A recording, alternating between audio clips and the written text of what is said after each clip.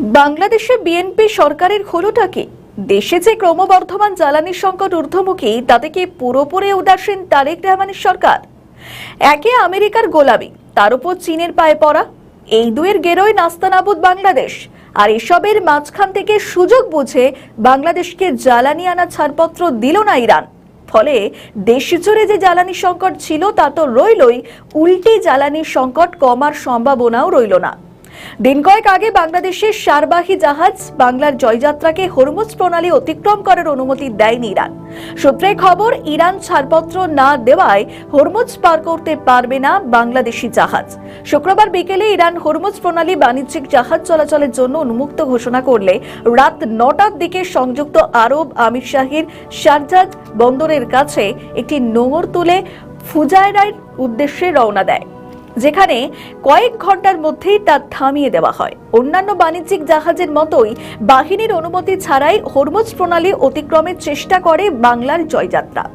রাত 11:50 নাগাদ জাহাজটি হরমুজ প্রণালীতে প্রবেশ করে। রাত 12:30টার দিকে ইরানি নৌবাহিনীর রেডিও বার্তার মাধ্যমে সব জাহাজকে ইঞ্জিন বন্ধ করার নির্দেশ দেয় এবং জানায়, যেখানে আইআরজিসির অনুমতি ছাড়া কেউ প্রণালী অতিক্রম করতে পারবে না।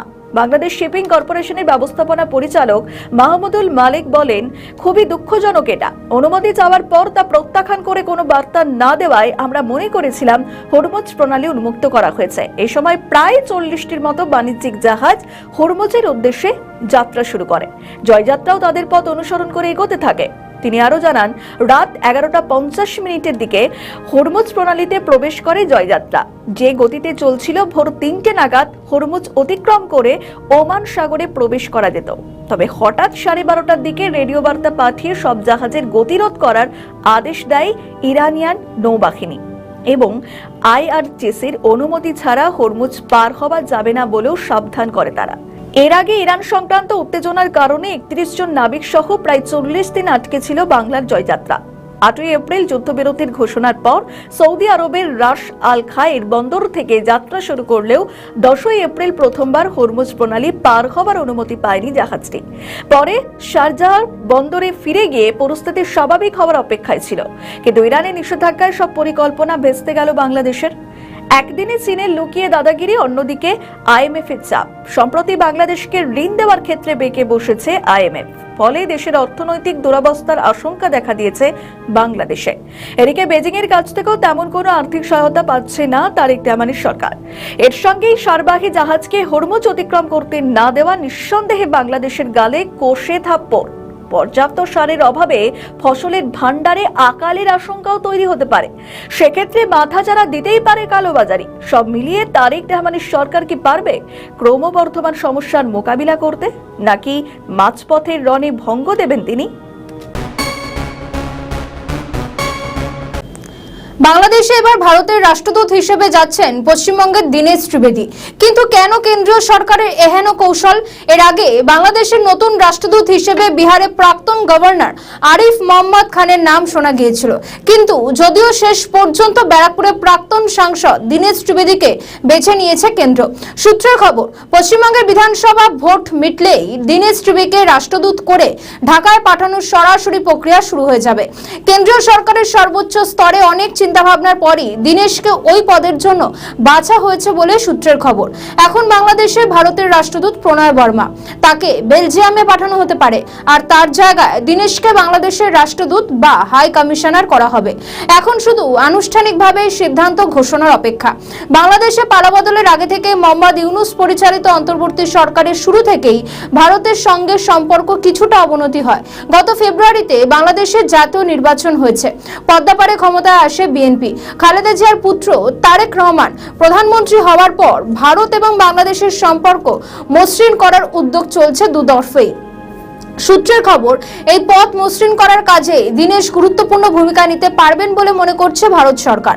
দীনেশকে রাষ্ট্রদূত করার ব্যাপারে বেশ কয়েকটি ফ্যাক্টর রয়েছে, তার মধ্যে অন্যতম দীনেশ বাংলায় সাবলীল। দীর্ঘদিন পশ্চিমবঙ্গের রাজনীতির সঙ্গে যুক্ত রয়েছেন তিনি। শুধু রবীন্দ্রনাথ বা নজরুল সম্পর্কিত ধারণাই নয়, দুই বাংলার সংস্কৃতি সম্পর্কে তিনি সম্যক অবহিত। এর পাশাপাশি দক্ষ সেতারবাদক দীনেশের হাতে শুধু ভারত বাংলাদেশের সম্পর্কই নয়, দুই বাংলার সম্পর্ক নতুন সুরে বাঁচতে পারে বলে মনে করছে কেন্দ্র। দীনেশের রাজনৈতিক যাত্রা শুরু 80-র দশকে। সেই সময় তিনি কংগ্রেসে ছিলেন, পরে যোগ দেন জনতা দলে। 1990 সালে রাজ্যসভার সাংসদ হন প্রথমবার।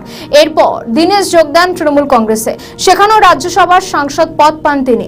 প্রথমবার ভোটে লড়েন 2009 সালে। ব্যারাকপুর থেকে তাকে জিতিয়ে আনেন তৃণমূল নেত্রী মমতা বন্দ্যোপাধ্যায়। 2019 সালেও তাকে ব্যারাকপুরে প্রার্থী করেছিলেন মমতা বন্দ্যোপাধ্যায়, কিন্তু সেবার দীনেশ জিততে পারেননি, হেরে যান বিজেপির অর্জুন সিং এর কাছে। তারপর আবার দীনেশকে রাজ্যসভায় পাঠায় তৃণমূল, কিন্তু কিছুদিন পর থেকেই তার সঙ্গে দলের দূরত্ব তৈরি হতে শুরু করে। এরপর 2021 সালের বিধানসভা ভোটের আগে বিজেপিতে যোগ দিয়েছিলেন দীনেশ। এখন তিনি পদ্ম শিবিরের নেতা। দীনেশ বাংলাদেশে ভারতের হাই কমিশনার হিসেবে দীনেশ ত্রিবেদী নিয়োগের বিষয়টি বর্তমানে বাংলাদেশ সরকারের অনুমোদনের অপেক্ষায় রয়েছে। কিন্তু ভারতের সঙ্গে বিএনপির সম্পর্ক কতখানি মজবুত হবে, কতখানি রাজনৈতিক ফায়দা তুলতে পারবে তারেক রহমানের সরকার? সম্প্রতি ভারত সফরে যান বাংলাদেশের বিদেশ মন্ত্রী খলিলুর রহমান, কিন্তু ভারত সরকারের সঙ্গে তার বৈঠক খুব একটা কাজে দেয়নি বলে মত রাজনৈতিক মহলের। এবার বাংলাদেশের রাষ্ট্রদূত হিসেবে দীনেশ ত্রিবেদীর নাম ঘোষণায় কতখানি সুবিধা পাবে বাংলাদেশ, সেদিকে নজর থাকবে আমাদের।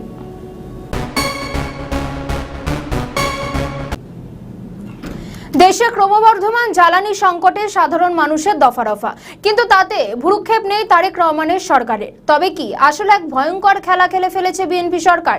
কি এই ভয়ঙ্কর খেলা? সূত্রের খবর, দেশে পর্যাপ্ত জ্বালানি মজুত রয়েছে, কিন্তু জনগণের কাছে জ্বালানি সংকটের কথা প্রচার করে এক ধাক্কায় 20 টাকা জ্বালানির দাম বাড়িয়ে নিয়েছে বিএনপি। তবে কি সবটাই ভোটের খরচা তোলার কৌশল? সেটাও আবার 2 মাসেই জনসাধারণকে ধাপ্পা দিয়ে জ্বালানির দাম বাড়ানো গেল, আবার গোপন খেলায় উঠে এলো ভোটের টাকাও। এসবের কাণ্ডারি স্বয়ং তারেক রহমান তথা বাংলাদেশের মাসনাদে আসিন বিএনপি সরকার। স্বভাবতই এহেন কাজকর্মে যথেষ্ট ক্ষুব্ধ বাংলাদেশের আম আদমি। মিনিস্টার শেখ হাসিনা উনি বলেছিলেন যে বাংলাদেশে অকটেন এবং পেট্রোলের কোনো সমস্যা নেই, কিন্তু বর্তমানে এমন একটা সিন্ডিকেট এই সরকার এসে এই সরকার দেশ চালাতে পারবে না। এইভাবে দেশ চললে দেশের কোনো কিছু থাকবে না। সরকার যাচ্ছে সিনেমা দেখতে, সরকার রাত্রের বেলা বলতেছে যে আপনারা অফিস করেন না, প্রাইম মিনিস্টার রাত 9টা পর্যন্ত অফিস করতেছে। ও শালা চোর, এক সময় কারেন্ট দিছে, খাম্বা খাইয়া ফেলছে, এখন দেশ পুরোটা খাইব। যদি পাইতাম এই অকটেন তারেক রহমানরা খাওয়াইতাম। আল ফালাইতে যায় কৃষক কার্ড, ফ্যামিলি কার্ড, এই কার্ড সেই কার্ড। শালা একটা বুয়া বাটপার, আবার লাস্টে কি কইলো, আমার অতীতের ভুল ক্ষমা করে দেন। সম্প্রতি লিটার পিছু পায় 20 টাকা পেট্রোল ডিজেলের দাম বাড়িয়েছে বাংলাদেশ সরকার, কিন্তু একটি সূত্র বলছে বাংলাদেশ জুড়ে যে তেলের আকাল তৈরি হয়েছে সেটা সত্যি নয়। সরকারের ঘরে পর্যাপ্ত পরিমাণে মজুত রয়েছে জ্বালানি। শুধু তাই নয়, তারেক রহমানের সরকারকে মিথ্যাবাদী বলতেও পিছু ছাড়ছেন না অনেকে। সরকারের তরফ থেকে ঘোষণা করা হয়েছে এপ্রিলে দেশে বাড়বে না জ্বালানি তেলের দাম, কিন্তু প্রকৃতপক্ষে দেখা যায় চলতি মাসে 1 লাফে জ্বালানি তেলের দাম বাড়ল 20 টাকা। গুরুত্বপূর্ণ প্রশ্ন, তেলের মূল্য বৃদ্ধির ফলে বিভিন্ন খাতে এবং সমাজে বিভিন্ন শ্রেণীর মানুষের উপর কি কি অভিঘাত পড়বে তার একটা মূল্যায়ন কি সরকার করেছে?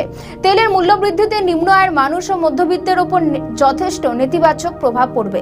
একদিকে মূল্যস্ফীতির চাপ আসবে, আবার যানবাহন ও অন্যান্য পরিষেবার দাম বাড়বে।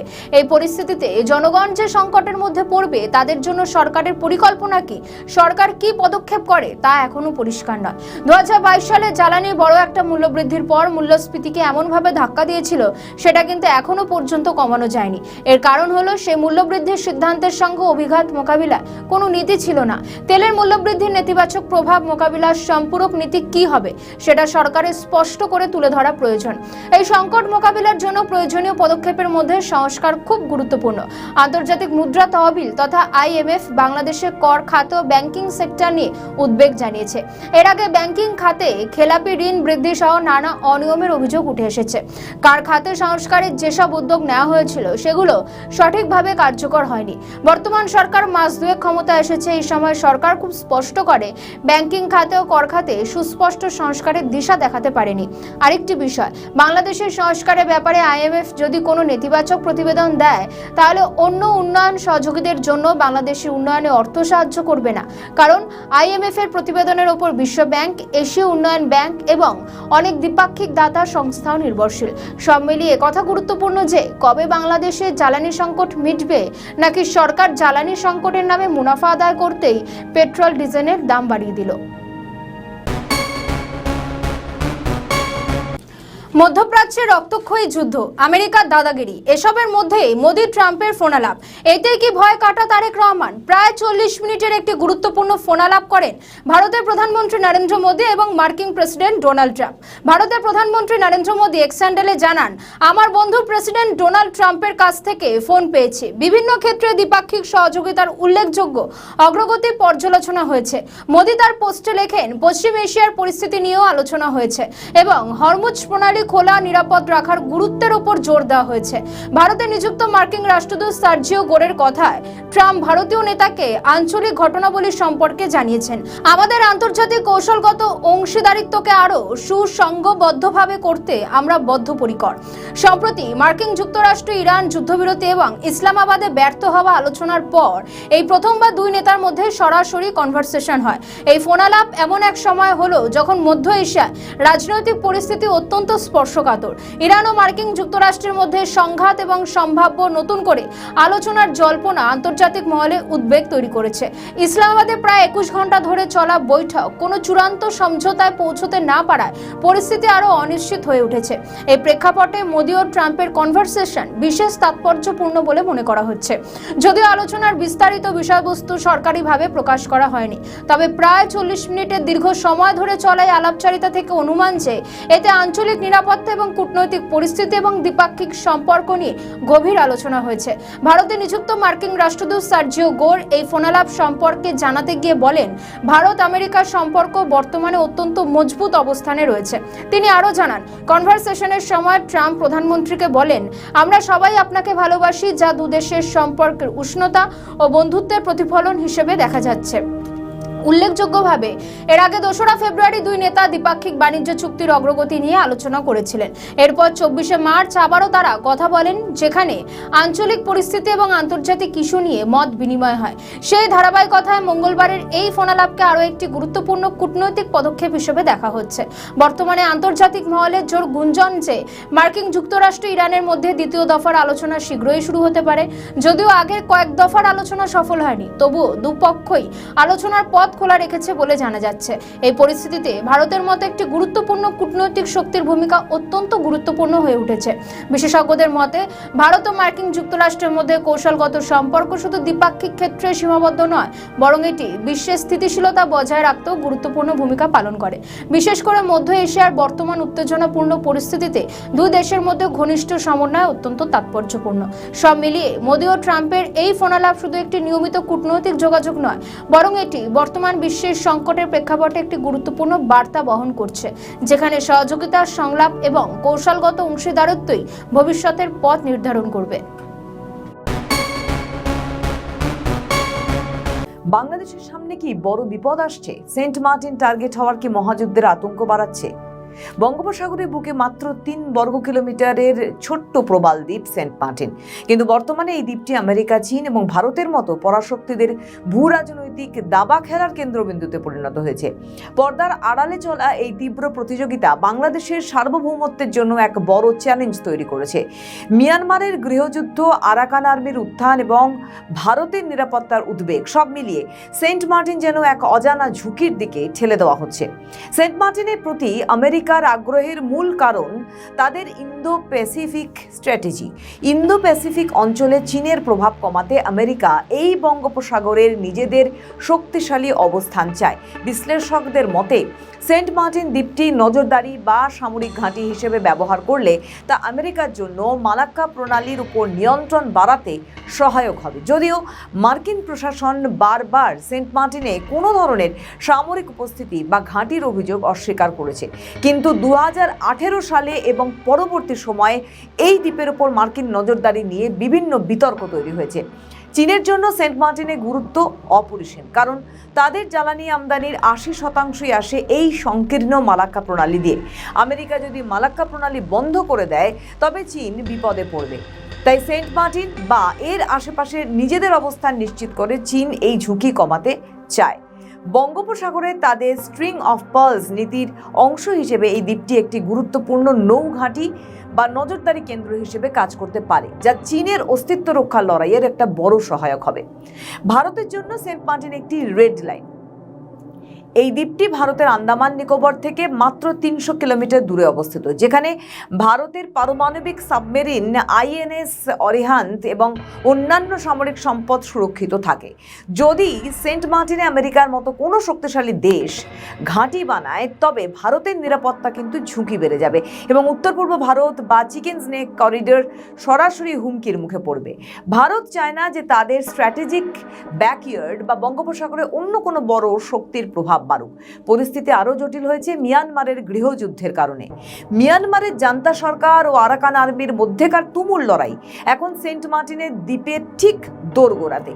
জান্তা সরকারের পতনের পর আরাকান আর্মি যদি এই অঞ্চলের নিয়ন্ত্রণ নেয়, তবে সেন্ট মার্টিন নিয়ে একটি অস্থির পরিস্থিতি তৈরি হতে পারে।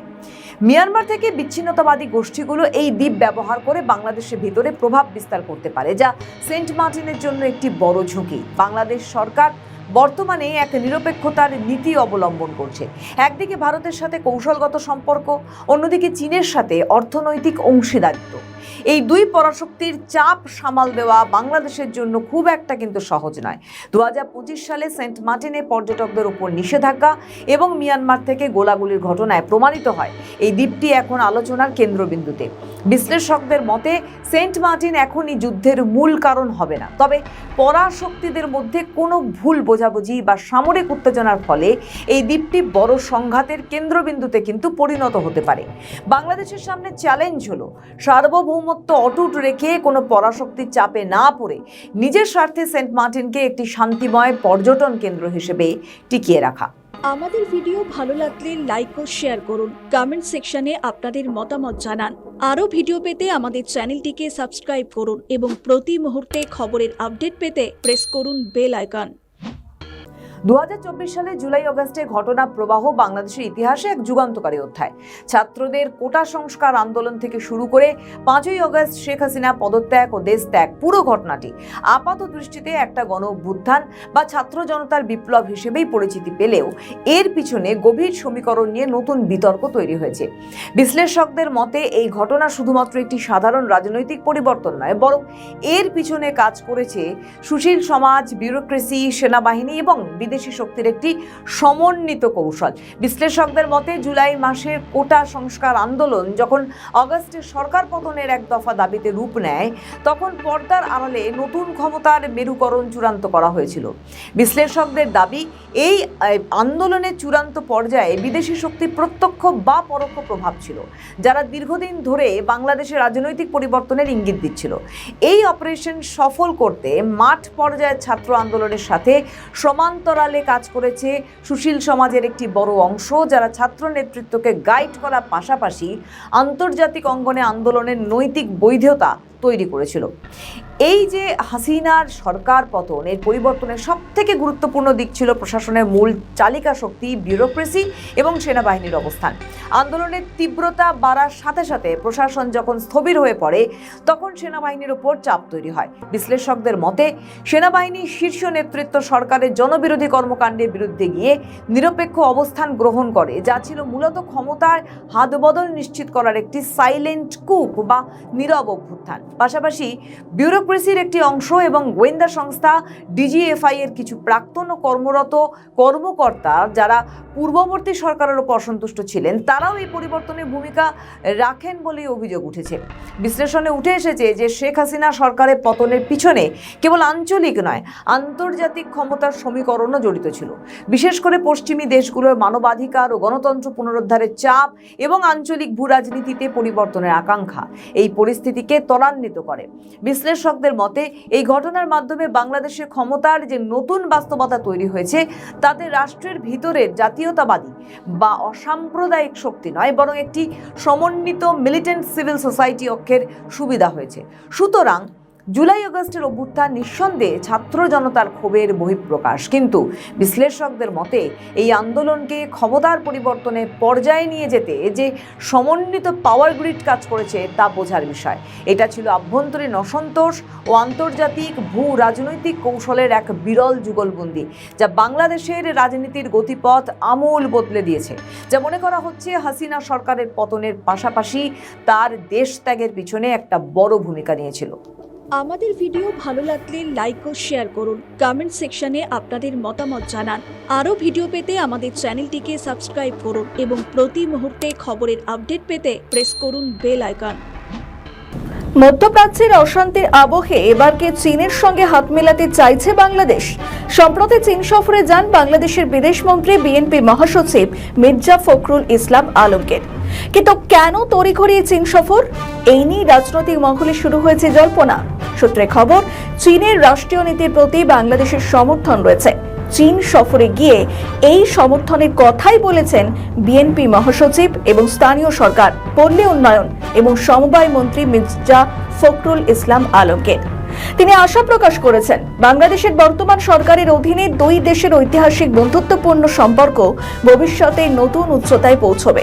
সোমবার বেজিংয়ের একটি অভিজাত হোটেলে চীনের ভাইস মিনিস্টার জিন ঝিনের আমন্ত্রণে এক নৈশভোজে অংশ নিয়ে তিনি এই কথাই বলেন। এর আগে সকালে চীনের কমিউনিস্ট পার্টির আমন্ত্রণে বেজিং পৌঁছন মির্জা ফখরুল, আর সেখানে গত 16 এপ্রিল থেকে অবস্থানে থাকা বিএনপির 19 সদস্যের উচ্চ পর্যায়ের প্রতিনিধি দলের সঙ্গে যুক্ত হন তিনি। নৈশভোজে বিএনপি মহাসচিব মির্জা ফখরুল জানান যে চীন ও বাংলাদেশের মধ্যে দীর্ঘদিন ধরেই সুসম্পর্ক বজায় রয়েছে। তিনি আরো বলেন, বাংলাদেশের নিরঙ্কুশ সংখ্যাগরিষ্ঠতা নিয়ে নবনির্বাচিত প্রধানমন্ত্রী তারেক রহমানের নেতৃত্বাধীন সরকার এই সম্পর্ককে আরো সুসংহত করতে বদ্ধপরিকর।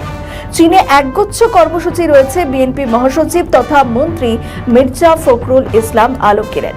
চীনের আইডিসিপিসি ভবনে আন্তর্জাতিক বিভাগের মন্ত্রী লিও হাইজিং এর সঙ্গে বৈঠক বসেছেন মির্জা ফখরুল ইসলাম আলমগীর। এরপর চীনের ভাইস প্রেসিডেন্ট হ্যান জেং এর সঙ্গে মির্জা ফখরুলের আনুষ্ঠানিক দ্বিপক্ষীয় বৈঠকে বসবেন তিনি। বিএনপির প্রতিনিধি দলে অন্যান্যদের মধ্যে উপস্থিত রয়েছেন প্রধানমন্ত্রীর জনপ্রশাসন বিষয়ক উপদেষ্টা ইসমাইল জবিউল্লাহ, বিএনপির vice chairman air vice marshal Altaf Hossain Chowdhury MP এবং মোহাম্মদ শামসুজ্জামান দুদু এবং এস.এম. আসাদুজ্জামান রিপন।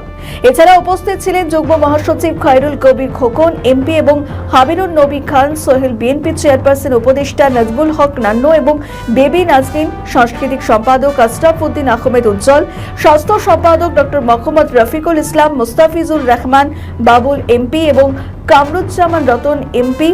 অন্যদিকে নীলুফার চৌধুরী মনির সহ একাধিক রাজনৈতিক ব্যক্তিত্ব। কিন্তু কেন বাংলাদেশের চীনের প্রতি টান?